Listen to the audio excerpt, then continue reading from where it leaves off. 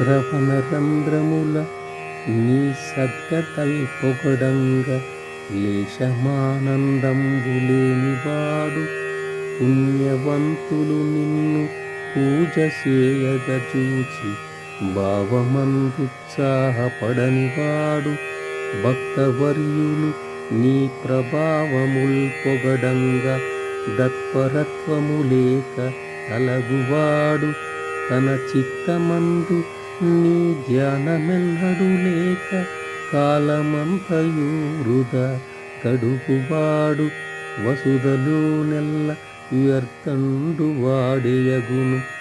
మరియు చేడుగాక ఎప్పుడు మమత నుండి భూషణ వికాస శ్రీధర్మపుర నివాస దుష్ట సంహార నరసింహ దురిత దూర.